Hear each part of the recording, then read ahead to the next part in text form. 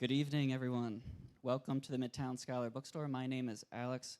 I'm with The Scholar. We're delighted you're here with us this evening, and we hope you enjoy tonight's program with literary critic Elizabeth Winkler and Harrisburg Academy's Peter Frengel. Before we begin, I have some quick housekeeping to go over as always. First, we're excited to announce the full lineup and schedule for the 11th Annual Harrisburg Book Festival this fall.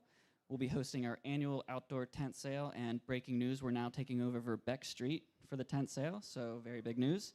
And we'll also be hosting over 24 authors, including George Saunders, Steve Inskeep, Liza Mundy, Viet Thanh Nguyen, Emily Wilson, and many more authors. The festival will take place from October 18th to the 22nd, and the website is now live at hbgbookfest.com. Please take a brochure. I'm sure you've seen these around. As you leave, stay tuned to our social media pages and website, mark your calendars, and we hope to see you again in a couple weeks. Lastly, tonight we encourage you to come away with a signed copy of Shakespeare Was a Woman and Other Heresies this evening. Elizabeth will be sticking around afterwards for a book signing, and a quick reminder that book sales are the bedrock of sustainability for our free author events, and every purchase helps support the bookstore, our staff, the author, and the future of our programming. Books are available for purchase up at the cafe. But now it's my honor to introduce our speakers this evening. Our interviewer this evening is Pete Frengel. Pete is the English chair at Harrisburg Academy and has been teaching Shakespeare for more than 3 decades. He has acted in productions of Shakespeare and was a graduate student under the tutelage of the great academic biographer, Park Honan.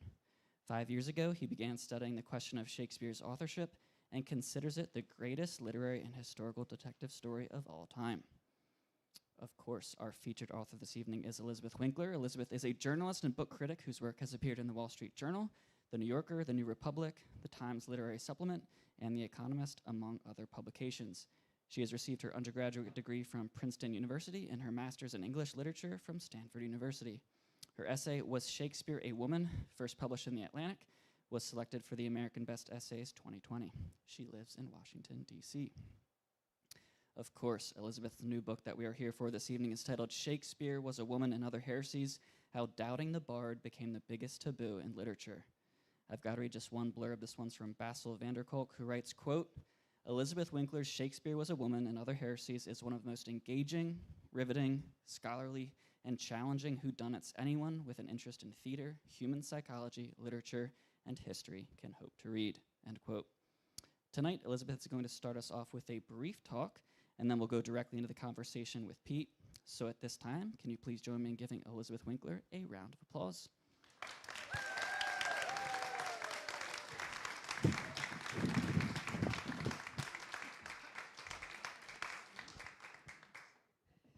Hello. Thank you all for coming out. Thank you to the bookstore for hosting me. It is such a pleasure to be here in Harrisburg. Let's get started. I appreciate that. The Shakespeare authorship question, the theory that William Shakespeare might not have written the works published under his name, is the most horrible, vexed, unspeakable subject in the history of English literature. Among Shakespeare scholars, even the phrase Shakespeare authorship question elicits contempt, eye-rolling, name-calling, mudslinging. If you raise it casually in a social setting, someone might chastise you as though you've uttered a deeply offensive profanity. Someone else might get up and leave the room. Tears may be shed, a whip may be produced. You will be punished, which is to say educated, because it is obscene to suggest that the God of English literature might be a false god. It is heresy. Now this is curious because many of our greatest writers and thinkers have suspected that the name was indeed a pseudonym for a concealed writer. Literary history is full of writers who concealed their authorship, and the Renaissance was a particularly great age of assumed names. Henry James wrote, I am sort of haunted by the conviction that the divine William is the biggest and most successful fraud ever practiced on a patient world. Whitman agreed, we all know how much mythos there is in the Shakespeare question. Whitman, the poet of democracy, was no snob, but he was convinced that there was another mind behind the plays. So was Mark Twain. So far as anybody actually knows and can prove, Shakespeare of Stratford never wrote a play in his life, he wrote. All the rest of his vast history, as furnished by the biographers, is built up course upon course of guesses, inferences, theories, conjectures. an Eiffel Tower of artificialities rising sky high. For Vladimir Nabokov, the mystery inspired a poem. You easily, regretlessly relinquished the laurels, concealing for all time your monstrous genius beneath a mask, he wrote. Reveal yourself, god of iambic thunder, you hundred-mouthed, unthinkably great bard. I've come to think of the authorship question as a kind of metaphor for the problem of history, of how we know what we think we know about the past. It's also a metaphor for the problem of authority. Who has the authority to determine the truth about the past? In England in 1964, the question came before the courts, and it's a little known, fascinating case. I'd like to tell you about it briefly. So cast your minds, if you will, back to the summer of 1964. A woman named Miss Evelyn May Hopkins had died, leaving a third of her inheritance to the Francis Bacon Society for the purpose of finding the original manuscripts of Shakespeare's plays.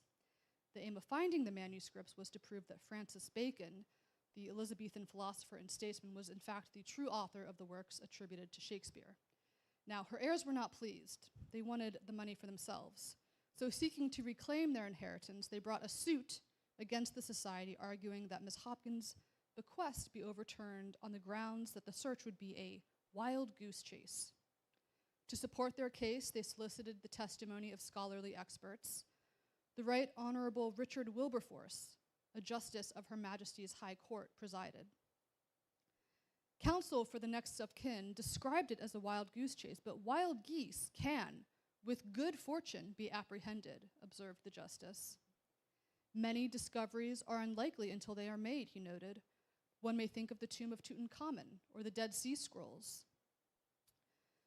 Wilberforce went on to consider the testimony of the scholarly experts. Kenneth Muir, professor of English literature at the University of Liverpool, supported the plaintiffs, Miss Hopkins' aggrieved heirs. He considered it certain that Bacon could not have written the works of Shakespeare. Hugh Trevor Roper, professor of history at Oxford, departed slightly from his English literature colleagues, taking what the justice deemed a more cautious line. Though Professor Trevor Roper definitely does not believe that the works of Shakespeare could have been written by Francis Bacon, he also considers that the case for Shakespeare rests on a narrow balance of evidence, that new material could upset it, and that almost all professional scholars accept Shakespeare's authorship. A settled scholarly tradition can inhibit free thought, that heretics are not necessarily wrong. His conclusion is that the question of authorship cannot be considered as closed. Justice Wilberforce agreed. The question was not closed.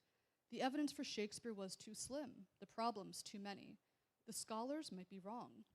Even if Francis Bacon was unlikely, new material might show someone other than Shakespeare to have been the author.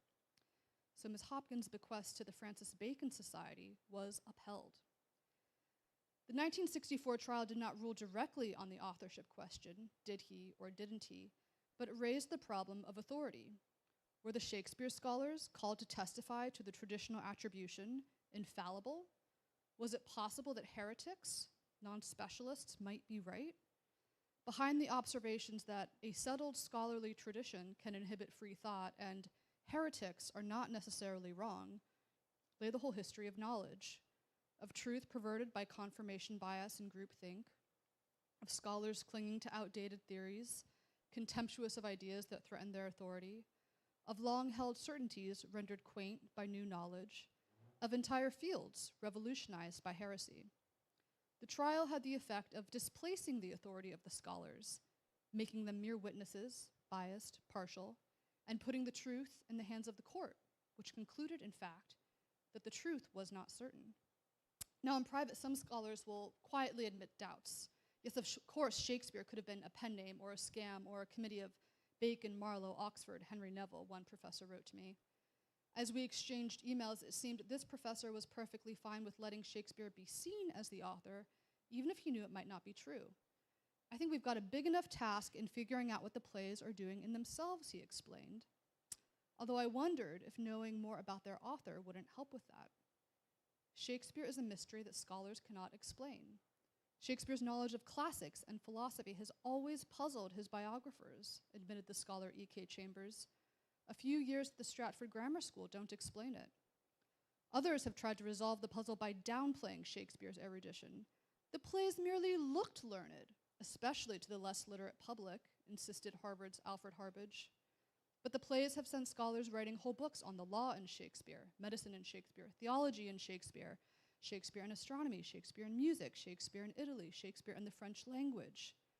The creative artist absorbs information from the surrounding air, Harbidge assured his readers, floating a theory of education by osmosis. Throwing up his hand, Samuel Schoenbaum, one of the 20th century's leading scholars, resolved the conundrum by explaining that Shakespeare was superhuman, an explanation that is, of course, no explanation at all. The mystery inspires our awe. It's part of what we love about Shakespeare, part of what, in fact, makes Shakespeare Shakespeare. He satisfies our need for the sacred, for something that surpasses our ability to understand. In the West generally, and in Britain in particular, he functions as a secular god.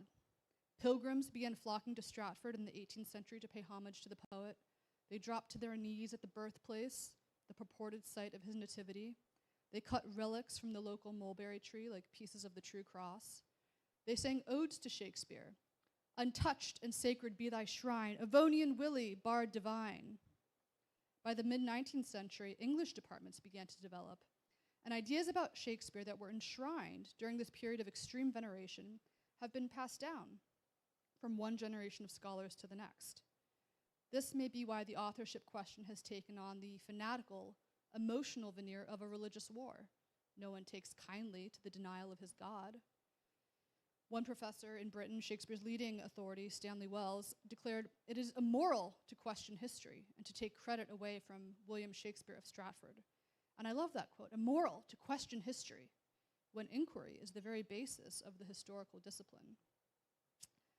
The authorship question is a massive game of clue, played out over the centuries. The weapon is a pen. The crime is the composition of the greatest works of literature in the English language. The suspects are numerous. The game is played in backrooms and basements beyond the purview of the authorities. Now and then reports of the game surface in the press, and the authorities, by which I mean the Shakespeare scholars, are incensed. They come in blowing their whistles and stomping their feet, waving their batons wildly. They denounce the game in the strongest terms, attacking not only the legitimacy of the question, but also the sanity of those pursuing it. Shrieking that there is no game to be played, the authorities overturn the board and send the pieces flying. Their protest is too much. It is so excessive, so disproportionate to its object, that it only confirms for the players the worthiness of their pursuit. When the authorities finally retreat, red-faced and sweaty, exhausted by too much baton waving, the players quietly set the board straight and continue playing, fortified by their oppression, like some persecuted religious sect.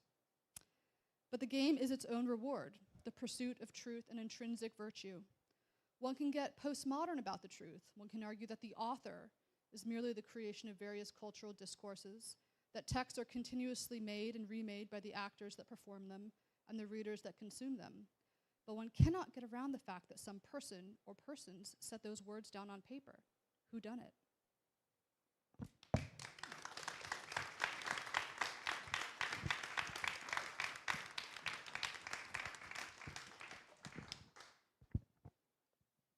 Hello, everybody. I'm Pete Frengel, and for those who know me, you know I love Shakespeare. I see some students and former students out there, and they can vouch for the fact that I've been all about Shakespeare for 3 decades. But as I was reading and teaching about Shakespeare, I always felt there was a black hole at the center of the biography. And I think that's where I want to start, is what's wrong with the biography of Shakespeare? What's missing? Why is the Stratford man's biography lacking in some way? What is it? Yeah, it's actually kind of amazing how many different kinds of problems there are. So his life is fairly well documented from the period, and you can find records of his career as a businessman and a property investor, and he engaged in lots of sort of petty lawsuits. There was a restraining order taken out on him at one point. He was a shareholder in the theater company in London. But what's missing is sort of the evidence of a literary life that you can find for other writers of the period. So if you look at the lives of writers like Ben Jonson or Christopher Marlowe or Edmund Spenser, you find letters in which they refer to their writing, or payment records paying them for writing, or at their death there's eulogies recognizing them as a writer, or even statements like, our poet Edmund Spenser died last Saturday and was buried at Westminster.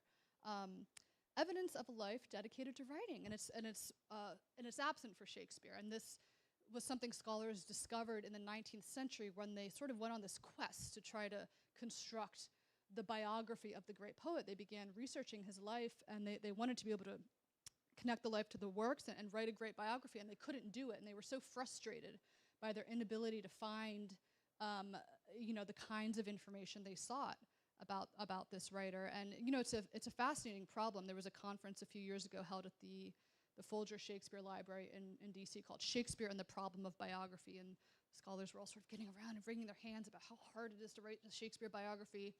And one of them said, the greatest lacuna of all is the mystery of how he ever became a writer in the first place. And I guess there's so many different directions to go with this. One of the funny things is that the pieces of sort of evidence we do have about his life, like his will, in those pieces then, where you would expect there to be some reference to a life dedicated to writing, there's nothing. No mention of books or poems or plays or sonnets. There'd be a library, there'd be musical instruments, there would be manuscripts. Right. There's absolutely nothing left in his will except furniture and, right. and very, very ordinary things. Yeah, meticulously sort of bequeaths his assets because he was quite wealthy when he died. So this is what gives rise to the mystery. Right. In fact, he comes off really parsimonious and stingy, and kind of he sues people over petty loans, and it certainly doesn't sound like the great generous spirit that was behind the plays, and that's what kind of raised my suspicions. I said, wait a second, and I began to delve.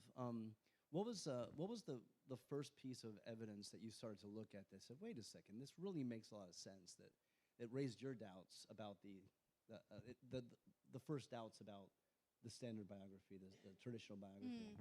I mean, it's so many things. I was really fascinated at first by the fact that so many great writers have suspected it was a pseudonym. Henry James and Whitman and these people I mentioned.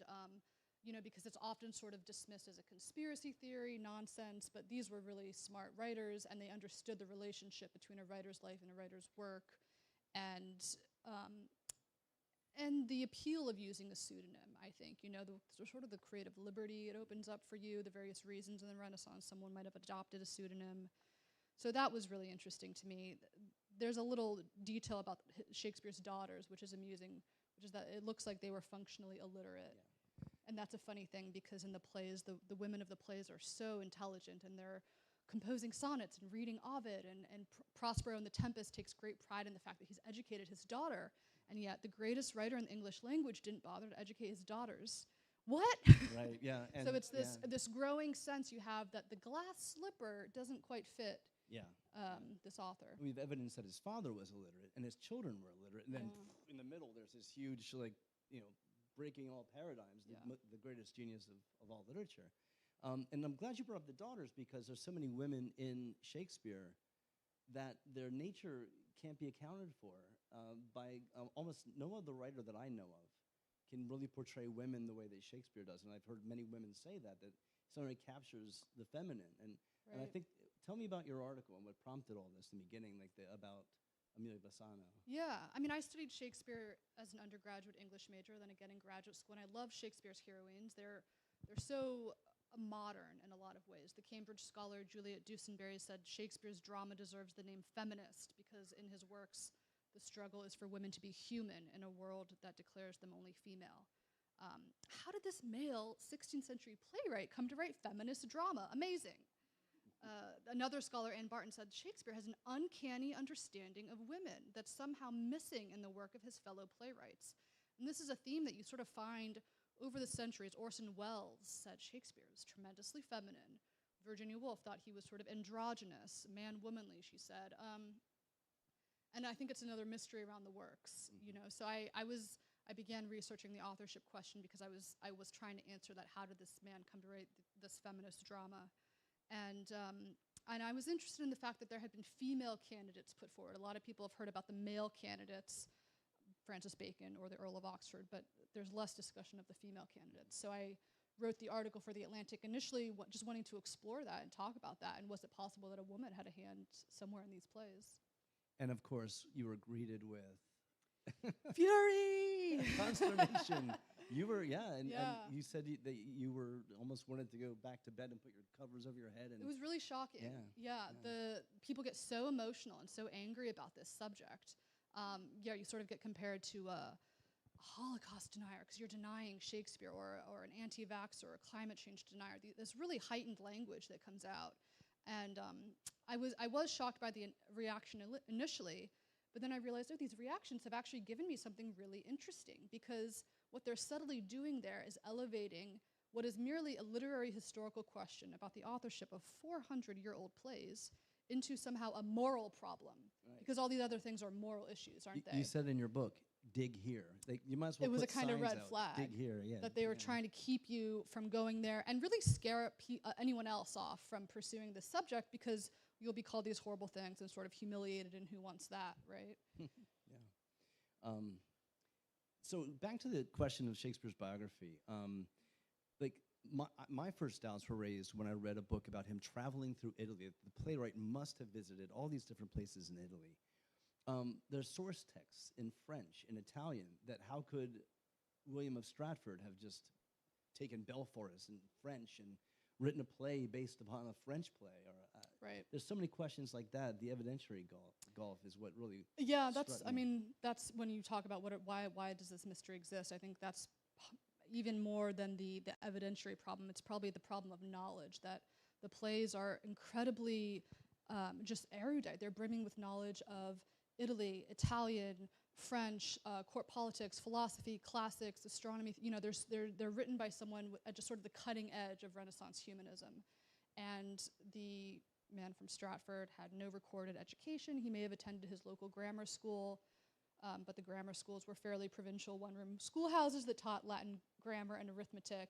And there's no way to, I mean, scholars don't know how to account for the incredible sort of gap between his biography and the knowledge in the plays, and so what they're forced to do is speculate. And if you pick up a Shakespeare biography, and there's tons of them, you'll find that they're riddled with, well, he could have, he must have, he surely, he might have, maybe he bumped into some Italian travelers in the pub who told him all about these towns in Italy. And where did he learn French? That's weird. Yeah. And you know, it just goes on and on and on, and it's just kind of jaw-dropping once you start digging into it. And if you're looking at like his writing, there's metaphors about hawking and falconry and riding on horseback for hunting, and those are aristocratic pursuits. And so that kind of leads me into my next question about aristocracy. If you think about like how the plays portray the common people, or how aristocrats, like you look inside of court life, you're looking inside like the French provincial court during the French kings, the politics of the French court. Like how could this man from Stratford be a fly on the wall for all these like aristocratic pursuits? So I'd like you to talk about the like Whitman said about the aristocrats.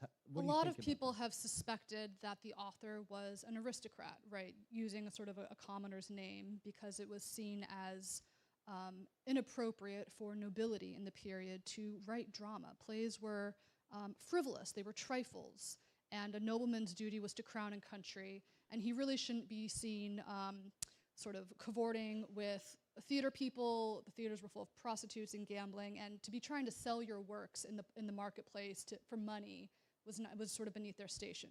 So nobility were not supposed to be doing that, and that might be a reason for using a pseudonym. But yeah, a lot of people have seen a sort of an aristocratic perspective in the plays. Whitman said, it must be one of the wolfish earls.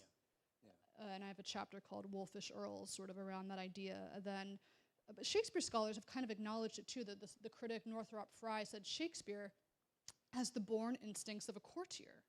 How odd.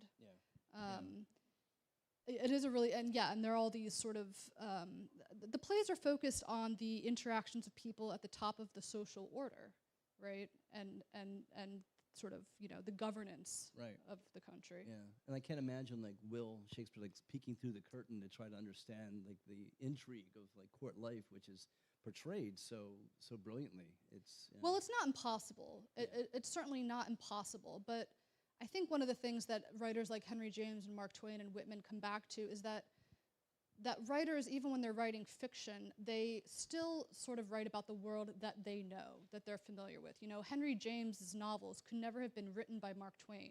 And Mark Twain couldn't have written the novels of Henry James, right? Like, they're writing from their own place in the world, their social environments, their class, you know, sort of experience. And so they felt like the author is you can place the author sort of based on the focus of the plays. Right. Yeah. And what about the charge of snobbery? That the idea that they couldn't have been Shakespeare, it must have been an aristocrat. That anyone who questions it then is charged with being an elitist or a snob. Because, yeah. yeah. Well, it's one of the sort of ad hominem attacks that get thrown out to sort of, smear anyone who questions the authorship and stop people from going there. But it's a funny thing because Whitman, the poet of democracy, questioned the authorship. So I really don't think it's about snobbery or class. It's about the evidence. It's about examining the evidence. And frankly, there's a certain snobbery among Shakespeare scholars when they say, only we can sort of understand these works and tell you about their authorship, and anyone else is unqualified to do so. I mean, there's a kind of reverse elitism that they're practicing there. I agree. I kind of feel like a unicorn sometimes when I bring Shakespeare up to people who are very scholarly, and I say, well, let's just debate the idea that maybe he didn't write the plays. And of course, they trot out James Shapiro, who is kind of like the be-all, end-all of Shakespeare biography. And I really appreciated the parts in your book where you talk about James Shapiro.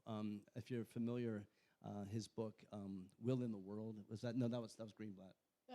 Shapiro's book is Contested Will. Contested Will, yes, exactly, in which he tries to lay for rest for all time the question of Right. that Shakespeare wrote Shakespeare. What was your take on what he did in that book, and why do so many scholars, like academics, quote that as being like the final answer, that this is... Well, they love saying the authorship debate is over. It's done. Yeah. It's been finished. Well, then why does it continue?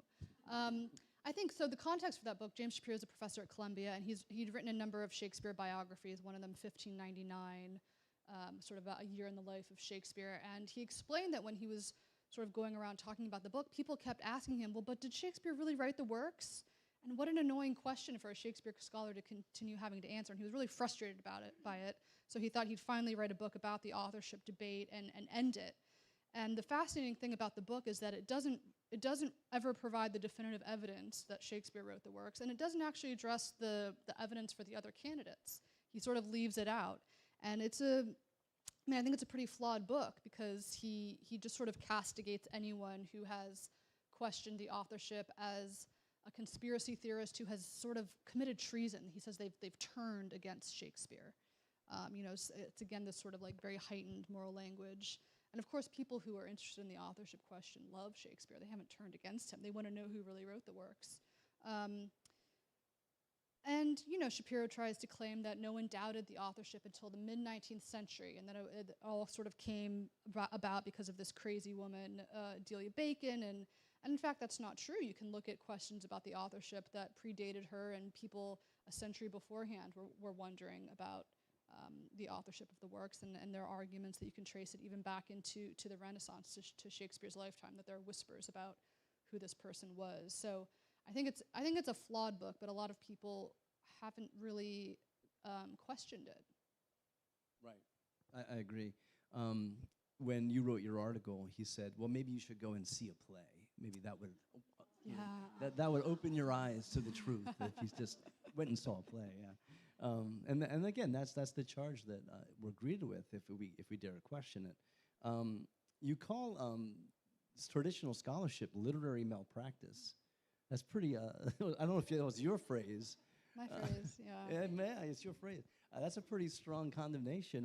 What do you think the scholars? I mean, what are they getting wrong? They're getting a lot wrong. First of all, the Shakespeare biographies are one scholar dubbed them biographical fiction. That's coming from another scholar reviewing Stephen Greenblatt, the Harvard scholar's famous biography, Will in the World. And he, they sort of know that their biographies are all nonsense, but they keep producing them because people love reading Shakespeare biographies. They're easy to sell. And in a way, the void is incredibly helpful to scholars because it means they can just keep imagining this person.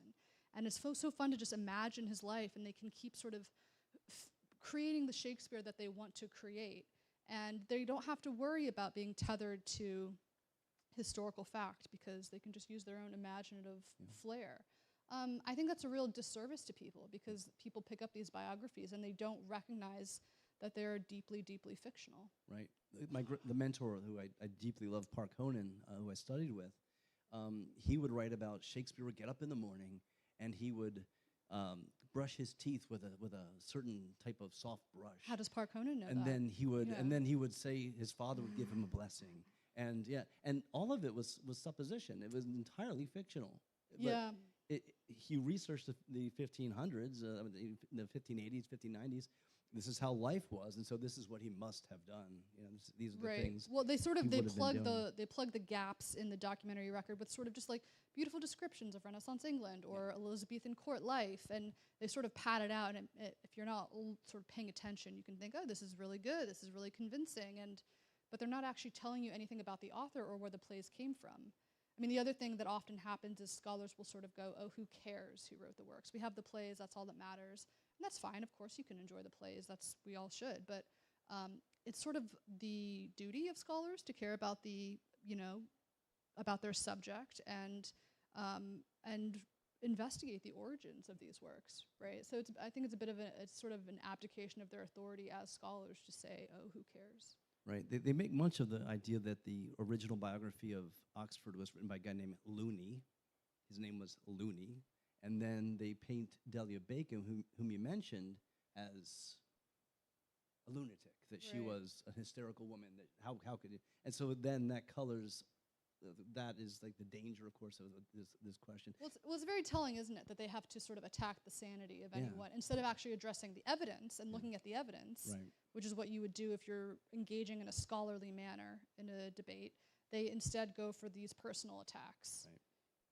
Which is incredibly unscholarly behavior on their part. You seem very sympathetic to Delia Bacon. Tell me and the audience more about Delia Bacon. She's kind of a fascinating person. Yeah, so she was an American woman in the 19th century, self-educated, was born in a log cabin in Ohio, spent much of her life in New Haven, taught girls Shakespeare, and became a sort of a lecturer on the New England lecture circuit, which was actually pretty unusual and remarkable for a woman of that period. But she, in her study of Shakespeare's plays, she became convinced that there was an authorship problem here. And she wasn't the first person to suggest that. Other people were also thinking about that. But she was the first person to write a really massive book on the subject. And she just sort of let it rip on the scholars. She just like took down the whole mythology and didn't pull any punches. And she was really sort of ridiculed and castigated and derided, and she was I think a really forward-thinking woman for her time. Yeah, Ralph Waldo Emerson was a big fan of hers. Emerson was a big advocate of her work. Yeah, and scholars have acknowledged that she emphasized a sort of a political reading of the plays. These plays are clearly talking about what's going on politically in Elizabethan England, and she also thought that they were collaboratively written. And so scholars have acknowledged that she sort of anticipated by a century and a half the political readings of the plays and the emphasis on collaboration that scholars are moving towards now, which is, I think that's pretty remarkable for a self-educated 19th century woman. Absolutely, yeah. She was way ahead of her time. She was. And the idea of collaboration, we now know, and scholars are accepting, that the plays were collaborative, that there's a lot of hands involved. And so that leads me to a question about the table of authors. A lot of people have put forth the idea that Oxford was like a lead writer, and that he had people at the table with him, that he would, like if you're imagining like a Netflix program and people writing scripts for Netflix, you picture a table and people are sitting around that table, and okay, you write this scene because you're really good with comedy, and I want you to do this scene. And a lot of people are starting to kind of accept that as a possible theory of authorship. And we're even speculating whether the Stratford man was involved, and so there's a lot of questions like that. Coming out of it from your perspective, what do you think is a likely scenario that was happening back then, or possible scenario? Because I don't want her to commit to anything, because she's a journalist, and so she remains objective on the matter. But well, I wrote the book to explore all the different theories, and I went around and I talked to the scholars, and I talked to the heretics on the other side, and I wanted to sort of let the readers encounter everyone, the different players in the debate and the different theories, and sort of leave it to you to make up your own mind about who you think it was or what was going on here. And so it was a very intentional decision not to argue for any candidate, because a lot of the question, the whole subject is about how we form our opinions about the past and how everyone sort of brings their own biases and their own prejudices and their own desires about, the past as they want it to construct it to a question like this. And you see it with the different interviews I do in the book. Everyone sort of has their own preferred narrative of Shakespeare. I do think it's really interesting that scholars are moving now more towards the idea that there were co-authors in the plays, but it's a slightly a slippery thing for them to do, because they're essentially acknowledging that there are hidden hands in the plays that somehow went uncredited for centuries. That sounds awfully like an authorship problem. It does. So how can they then say it's ludicrous to? I mean, how do they know that Shakespeare is not also a hidden hand, essentially, right? So they want to start exploring those co-authors, but they don't want to get rid of Shakespeare. But it is a kind of a shift, and it raises the question about who was this person that was working with all of these authors, because Shakespeare of Stratford in his lifetime doesn't have any documented relationship with them. Right. And speaking of personalities, you have met some really interesting people in your travels. For example, Mark Rylance, the great British actor, one of the finest actors, I think, of our generation. Tell me about meeting him. Like, he's one of my heroes. I saw his Hamlet as a young man, and it just blew me away. He's fantastic. Yeah. So Mark Rylance is a Shakespeare actor, and he was the founding artistic director of Shakespeare's Globe Theatre in London. And he is an open authorship skeptic. He got a lot of abuse for it when he was at the head of the Globe. Sort of heretic at the Globe was the headline in the London papers. But he has such a beautiful approach to the question, because he sees it as, he told me, the authorship question is a beautiful question the way the mystery of God is a beautiful question, So again, you get that comparison of Shakespeare to God, but he loves the inquiry and the search and just sort of the pursuit of knowledge, because to him, learning about the sort of different possible candidates really seems to have informed his interpretation of the plays and how he performs them, and understanding that there is sort of more going on here than he felt satisfied by in the traditional biography. And he's not obsessed with sort of proving that it was this person or that person. He really wants to understand how plays were made then, he told me, so we can make better plays today.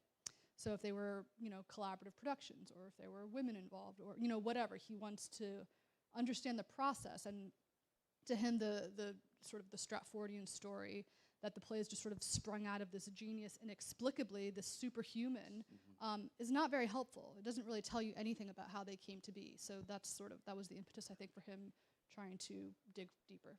Right, and there is something, not to be profane, but there is something kind of sacred about the works. They resonate in every culture, and there's just something beautiful about the works that seems sublime. It seems to transcend human achievement, and I think this word heresy is accurate, because it's seen as heresy to question the profundity and somehow. Yeah.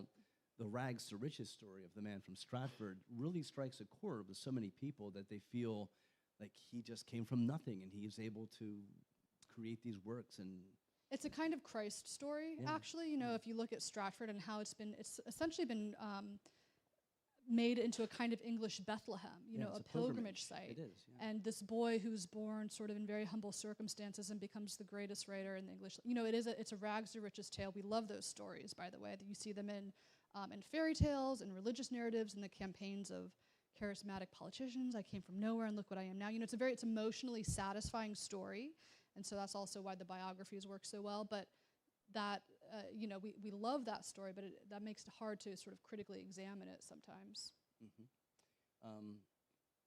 Another interesting person is Alexander Wall, who has a YouTube channel where he investigates Oxford as a candidate. He's an Oxfordian, and he's just such a great eccentric Englishman.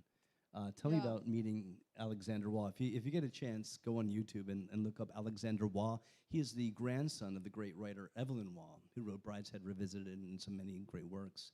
And his father was also quite an accomplished journalist and That's right, yes. The Walls are a very, very well-known British family, but Alexander Wall is probably the leading advocate of the Earl of Oxford, as Shakespeare, I would say, in Britain at least. And he is a very funny character. A lot of people have told me they just sort of laugh out loud at his at his quips in the book, because he's what does he tell me? He says, I don't have time for these fools, essentially is what he says about the scholars. They're just a little crumbling tower over here, and I'm going to get on with the work of actually figuring out what happened with these plays. So his view is that there is real interesting research to do here, and if they don't want to do it, he's going to do it. Yeah, and it's fascinating because it seems like such a resolved question. This is solved, this is done, this is history.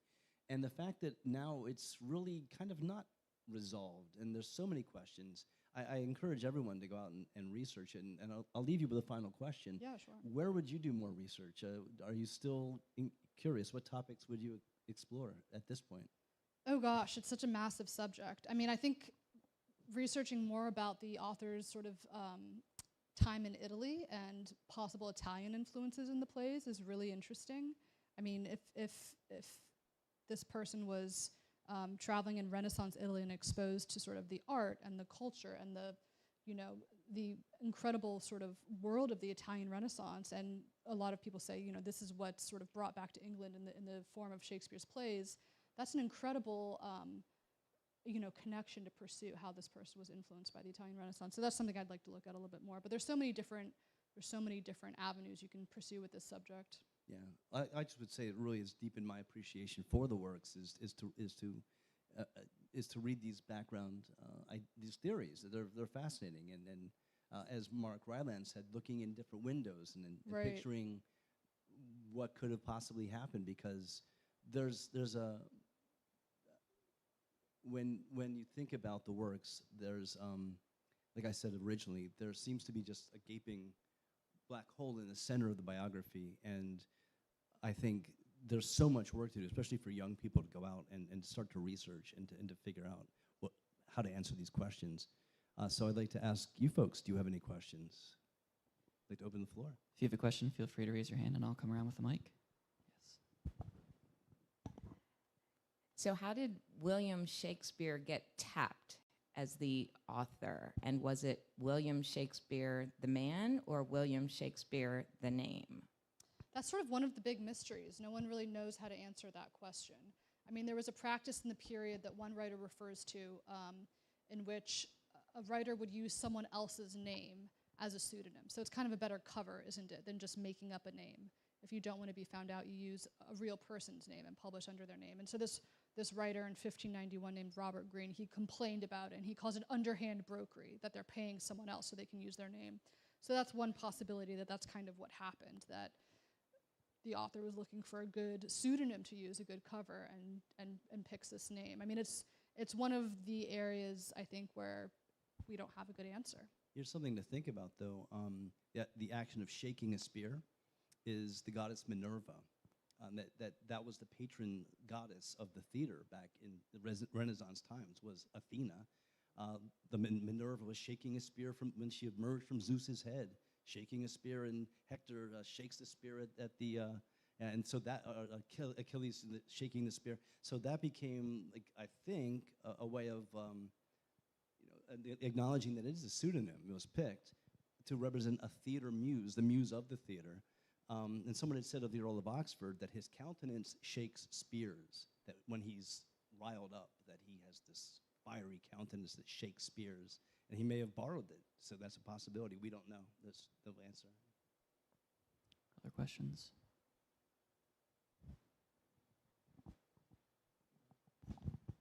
So I know how you'll answer this, but do you think the sonnets have any relevance to the authorship question? Oh, the sonnets are so crucial to it, aren't they? Because in the plays, the author's always speaking through different characters, and in the sonnets, you finally have a sense of a personal voice, right? They're so anguished, they're so personal, and in the sonnets, the author says, "My name be buried, my identity is going to be forgotten," and you get this sense that he's kind of anguished about it, but he expects his identity to disappear, that the verse will live on. He says his verse will outlast the gilded monuments of princes. So he's quite cocky. He knows his work is pretty good. The verse is going to live, but he says, "I to all the world must die. Yeah. I to all the world must die." Yeah. Scholars don't really like to talk about that part. And the Earl of Oxford was hurt in a duel with a rival clan. He was stabbed and he was lame, and so he actually talks about I'm lame. I'm approaching my autumn of my life, where few leaves and few yellow leaves and few do hang, and Yeah, they seem to be written by, the sonnets seem to be written by someone approaching death, anticipating the end of their life. And the timeline for Shakespeare doesn't quite make sense because he's in his 30s and he's anticipating the autumn of his life. It doesn't quite fit. And there's all sorts of mysteries about the sonnets. I mean, scholars have said, one scholar said they're an iceberg surrounded by fog or something like that. Like they cannot figure them out. And they're, who's the dark lady of the sonnets? Who's the fair youth that they're, that they're dedicated to? And so many sort of mysteries surrounding them. And it's a mystery because it doesn't fit the traditional biography. It doesn't fit the Stratford man's life, so they don't make sense. If you get the right author, maybe they'll make a little bit more sense. Yeah, a lot of people say the sonnets were written as a writing exercise. Oh, they were just practicing writing poetry.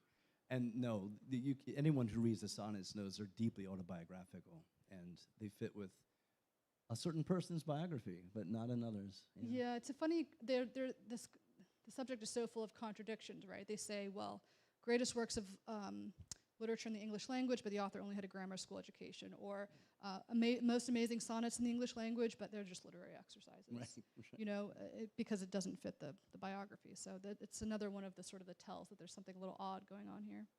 Definitely. How has his known relationships, like having a wife or any other known relationships, influenced the authorship question? Like, do you think it could be his wife or anyone else? A lot of people have been interested in Anne Hathaway, but there's no evidence, I think, that she could read or write her name. Most women of the lower classes, didn't have an education back then. They weren't sent to the grammar schools. So for women to be educated, they tended to be either of the upper classes, or they had to have had some sort of lucky instance in which they were brought up in an upper class household. No, there's no evidence of his wife contributing to the plays. If I could Good put my question. 2 cents in for the Earl of Oxford, though. He was living in Italy. He went to Italy for about a year and a half and then came back and thought his wife was cheating on him, and went into a rage and rejected her, and then eventually forgave her. And so can you talk briefly about the women in Shakespeare that are forgiven in the sense of like Othello's rage at his wife, the jealousy, or the Oxfordian theory has, it's been the most popular theory for about a century, because there are all sorts of sort of elements of the plays that seem to correspond with the actual occurrences of the Earl of Oxford's life. Biographical parallels, where it looks like his actual life experiences sort of influenced and inspired the works, at least as Oxfordians argue. And I think we have an Oxfordian perhaps on our hands here. And so if you take, for example, if you take the instance of, his obsession with infidelity and his concern that his wife had cheated on him, Oxfordians connect that to Othello, where of course Othello flies into a rage because he's convinced that Desdemona has had an affair and and it has been unfaithful. And then he discovers that she was innocent, and he feels horribly guilty about it. And of course that's Oxford eventually forgave his wife and decided that and took her back and thought she was. The Winter's Tale and the forgiveness. Same thing happens in the Winter's Tale. So you see these parallels that pop up, and they allow you to connect this man's life to the works in a way that scholars have really struggled to do with Stratford Guy. Yeah. With the popular idea that's being accepted of multiple authorship, where are the other examples of great English literature written by groups of people? It only happened once. Well, the Renaissance was, plays were often collaboratively written then, and a bit like Hollywood screenwriters have writers' rooms today where they're writing collaboratively. But I do think there's still a sense that there was like a head writer, a person who was using this name Shakespeare. Some people have compared it to Titian's studio. A painter like Titian would have sort of apprentices working under him, and that he was sort of the head artist, but had perhaps people adding parts to the plays or contributing here or there. But I don't think there's, whether you're talking to traditional scholars or Oxfordians or whoever, there's still a sense that the main author is this person using the name Shakespeare. The other part is, I mean, at least with the Oxfordian theory, is the question of if he died and left plays unfinished, if some people came in and sort of added to them, revised them, fixed them, whatever, before publication. And even when Shakespeare of Stratford died, only half of the plays had been written, and there's a possibility that other hands were brought in to sort of revise them or finish them. So that would be one way of thinking about co-authorship, that we're not all necessarily in a room together, but some people, taking these works and preparing them for publication. Hello, thank you for coming, it's great. So my bias, I'm 100% Shakespeare is Shakespeare is Shakespeare is Shakespeare. So, and I think Woody Allen said the only thing more unlikely that William Shakespeare wrote these was another guy named William Shakespeare wrote these. But one thing though, I've always wanted to ask, the people who say the Oxfordian, I think you said, that, tales of court, tales of kings, queens, and how can this, person write that? If he's down here in the social strata and he's writing about this, how can he do that? I think and only from somebody up here can write about that. I think the flip side to that is if somebody's up here on the social strata, how did he or she write about people down here? I mean, all the plays are full of nurses and even Falstaff. I mean, I lived in England in the 70s and 80s, and Falstaff was still part of the culture. I mean, how would Earl of whatnot write down here? To play, I don't think it's the best argument to say that because you're from one social class, you can't write about another social class, because obviously writers have incredible imaginations and they can imagine themselves into all sorts of different lives. So I wouldn't necessarily make that argument. But to play devil's advocate, if you are a member of the upper class, you are surrounded by servants, are you not, in your day-to-day life? And nurses and Falstaffian figures. So they would have been very much a part of his life. I'd like to invite you to think about how he names the people in the lower orders. Snout. Bottom. Dogberry. Not very complimentary. And if you look at how they're portrayed in Julius Caesar, they're the sweaty rabble, then they're very changeable. And he doesn't seem to, he seems to have a little bit of a snobbish attitude towards the lower orders. And if you think about other writers of the Renaissance, for example, Marlowe was the son of a cobbler, and Johnson was the son of a mason. But we have evidence of their education. We have evidence of the path that they took to become writers. Marlowe went to Cambridge. Johnson had a most amazing tutor in England. We don't have any evidence like that for William, and that's the only problem, I think, is we're not saying that someone from the lower orders can't become a great writer, because Johnson and Marlowe both prove that. But unfortunately, we don't have any evidence that William did, and we have lots of evidence from Marlowe and Johnson and dozens of others. Fletcher, Kidd. Yeah, I mean, that is the one thing I think about the snobbery argument that I think is a little unfair, that you can trace the evolution of the careers of these other writers, and that's what's hard to do with Shakespeare. There's one psychologist I quote in the book who's the world's sort of expert on genius and sort of the development of genius, and he has looked at the traditional Shakespeare story and said it doesn't make sense. Even geniuses, he said, don't possess such supposedly miraculous powers, that whoever the author was, his works are rooted in a real life, and we'll never understand these plays until we understand the nature of the genius that wrote them. And he emphasizes that, of course, this author was immensely talented, but genius has to be nurtured. Talent has to be nurtured by education. Yeah, we don't have the documentary evidence, but we do have the texts, right? And so my question is probably a little wonky, but number one, how stable were the texts over time? And number two, with some of the more modern tools of analyzing text, do they help us in the discussion any? Sorry, I didn't catch the last part. Some of the more modern tools that look at texts in different ways, even. Oh, you mean like technological tools too? Among others, yeah. But Yeah. certainly those, number one, were the texts stable, and when were they accepted? And number two, do we see changes, and can we analyze both the changes and the final text to see, do they give us any clues about authorship or the collaboration, as you've talked about? So about half of the plays were published initially in quarto version, which means sort of as individual pamphlet plays. And then half of them hadn't been published yet, and they appeared in the First Folio, which is the full collection of Shakespeare's plays published in 1623, exactly 400 years ago.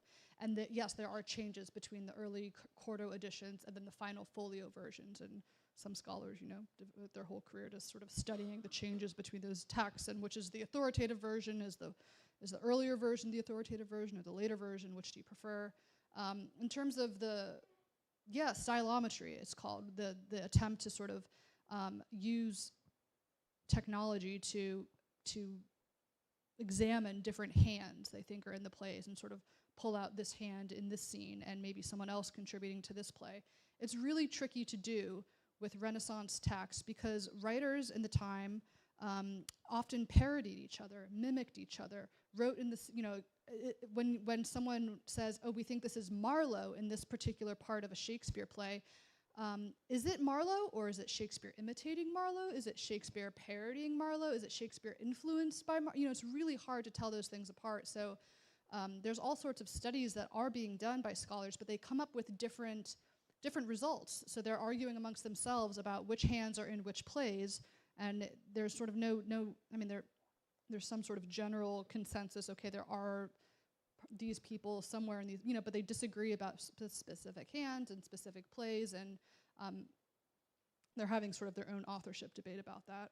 Where am I going with this? But it's sort of programmers and mathematicians have come in and said, look, you can't really do this. You can't use this technology on these plays because it doesn't work. The data sets you're using don't work, and you can't analyze literary texts with computers as they want to do.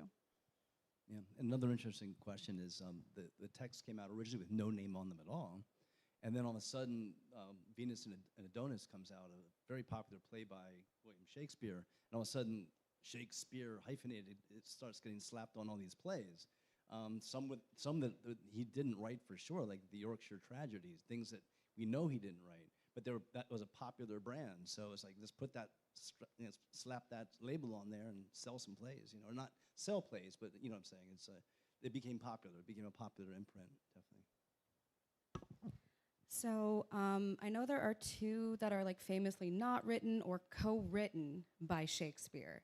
So with this new authorship question, is it that we think these co-authors wrote the entirety of it, or is there an answer to who wrote those ones? I'm not sure. Do you mean? I'm not sure which plays I you're think it goes back to referring the question of, is Shakespeare imitating Marlowe? Did Marlowe write this? We know that Marlowe had a hand in Henry VI, was it? I believe. Yeah, that's what scholars say about the Henry VI and even plays. today, like they put it under both the names Shakespeare and Marlowe. So yeah, we don't know, and the idea. My gut feeling, just my instinct tells me that there were plays that were written, and then I believe the lead writer had the final say in the final drafting of the plays. And in my conception, that was the Earl of Oxford, that he's the one who did the final proofing and the final, let's release this, and that's my impression of what happened. But that's just, I'm not 100% sure. I was telling Elizabeth, even after years of studying this, I could not say with certainty because a lot of it's conjecture. And at least we're honest enough to say we're conjecturing. There's no sort of documentation of, oh, these people were sitting around in this room writing this play, so scholars don't know exactly what happened. If someone, if someone came along to revise someone's play because the author was dead, if they, were working in the same room together or not, we don't know. An interesting thing, though, there's a place called Fisher's Folly, which was a house owned by the Earl of Oxford in which all these secretaries were employed. Anthony Munday and all these different people were in and out of this, and a lot of people were being patronized by Oxford, and he was hemorrhaging money at this time, and we don't know exactly how or why, but he was a patron of all these playwrights. And then when Oxford went broke, the Queen gave him an annuity of £1,000 a year, which was a huge amount of money back then. And there was no strings attached to it. And every year for his life, he got £1,000 a year. And we can't explain where this £1,000 came from and what it was used for. So that's a really interesting mystery. Why did the Queen was very parsimonious. She was very stingy. She didn't like to spend money, but she gave this incredible sum to Oxford every year. And Oxfordians would tell you it's to produce these plays as national theater, as national works of literature. So I'd like to go back to the psychologist who was talking about genius. Mm-hmm. So genius is one thing, but I always think when there's somebody with this level of brilliance, when you think about somebody like Jesus Christ or Da Vinci or maybe Shakespeare, is there some component of bipolar disorder? That's the psychiatrist in me talking. Oh, really? And so Interesting. genius is different than the spark that comes with hypomania or mania. Mm. And that could really drive all of this kind of manic energy and get these people who would come together and work towards one goal and follow this messianic character. And it could also drive his own sort of autodidactism. Mm. So that whenever something comes up like this, I always think, oh, I invite you to read a biography of the Earl of Oxford because he Sounds was like someone who all may have been over the bipolar. place. and that's exactly what I was thinking. Is he was talking to He the was queen, all over the place. right? He was up, he was down. He was yeah. Right. what you think of as a kind of sort of a mad artist with a wild temper. Singularly and strange, I think he was called. I Yeah, could very talk to you eccentric. for days about people like that. Yeah, it's a really. Who I mean, ended up his, not with the queen, but in a hospital. Yeah. But it's I just think it's an interesting thought experiment. No, the profile of an artist and the kind of temperament of a genius is a fascinating subject. Absolutely. The sort of the autodidacticism part, you're suggesting this is someone who is self-educated, I guess, self-taught. I mean, the problem I think there with the traditional biography, of course someone could teach themselves all this material, a great genius could, but you would expect some sort of paper trail of where he learned Italian or how he could afford books. It's an era before public libraries, so how you even get access to books in that age is like a pretty tricky thing.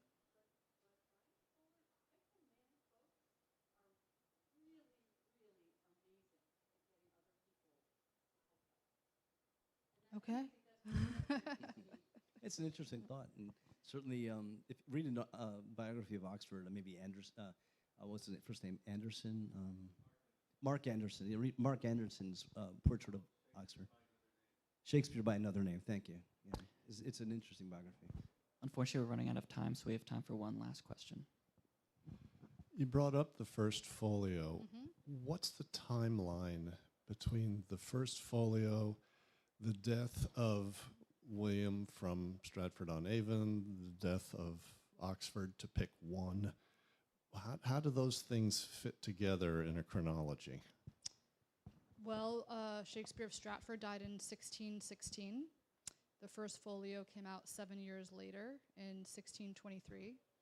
And Oxford died in 1604. 04, yep. Yeah, earlier. So, yeah, the chronology is interesting because people said, well, if Oxford died in 1604, he couldn't have written the plays. But then again, they didn't come out till 1623, 7 years after The Man from Stratford was also dead. Mm-hmm. There's an interesting, if you look at the connection, the Earls of Pembroke and Herbert, who were the sponsors of the folio, they happen to be the father-in-law of the Earl of Oxford's daughter. They married the Earl of Oxford's daughters. So we wonder where these manuscripts were. It's kind of, maybe it was a family affair. It's kind of interesting. But, Can we give Elizabeth and Pete one last round of applause?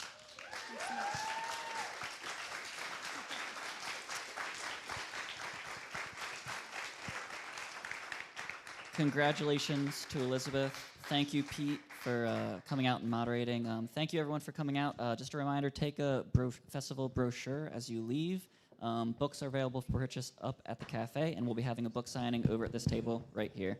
Thanks for coming out. Have a good night.